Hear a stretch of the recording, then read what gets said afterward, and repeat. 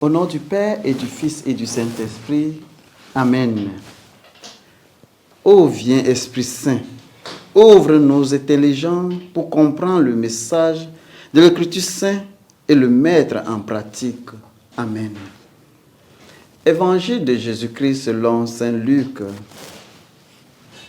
En ce temps-là, Jésus disait, « Quel malheur pour vous, parce que vous baptisez le tombeau des prophètes, alors que vos pères leur ont tué. Ainsi, vous témoignez que vous prouvez les actes de vos pères, puisque eux-mêmes ont tué le prophète, et vous, vous baptisez leur tombeau. C'est pourquoi la sagesse de Dieu elle-même a dit, « Je leur enverrai des prophètes et des apôtres. Parmi eux, ils s'entoureront et en persécuteront.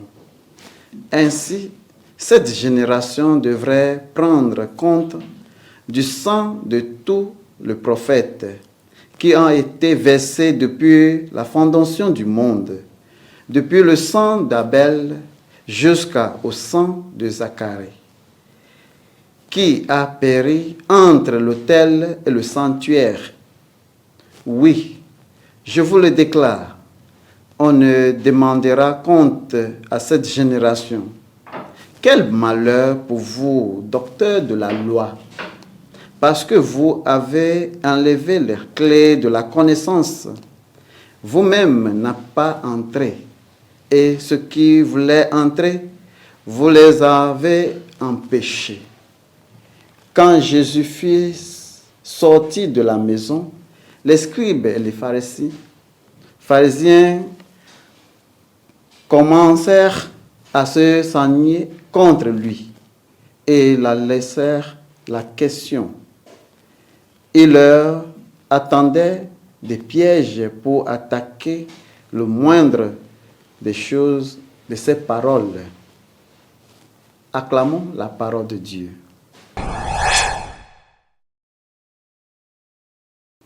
Bien-aimés du Seigneur, loué soit Jésus-Christ. Aujourd'hui, nous fêtons Saint Ignace d'Antioche, évêque et martyr. Ignace avait été élu évêque d'Antioche et était le second successeur de Pierre. L'évangile d'aujourd'hui parle du conflit entre Jésus et les autres autorités religieuses à cette époque.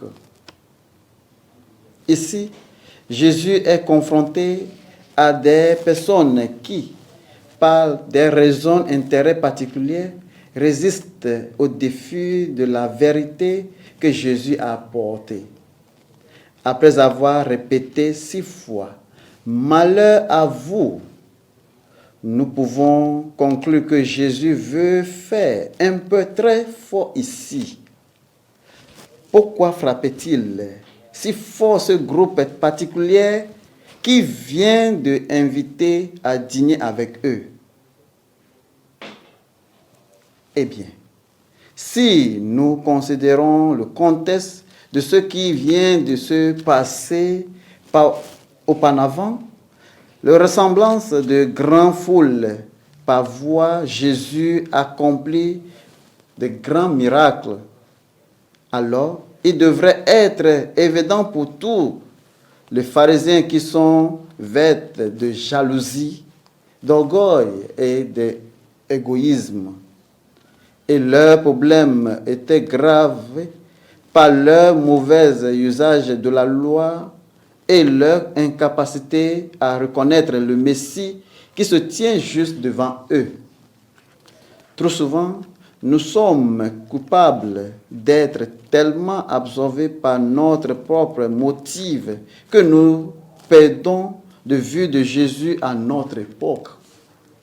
De nombreux religieux professionnels de l'époque de Jésus ne se souvenaient que de la loi, mais oubliaient que servir de la loi. Jésus est dur avec eux pour avoir tué les paroles des prophètes, pour leur pomposité et leur orgueil religieux. Il savait que cela déclencherait leur hostilité.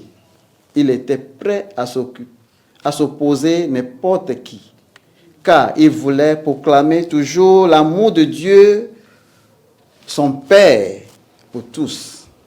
Bien-aimés du Seigneur, êtes-vous confrontés à un défi? Défendre ce qui est vrai et être prêt à risquer l'estime et l'approbation des autres. La vérité peut blesser, mais elle rend toujours gloire à Dieu. Essayons-nous de défendre la vérité en tant que chrétiens dans le monde. Au nom du Père et du Fils et du Saint-Esprit. Amen.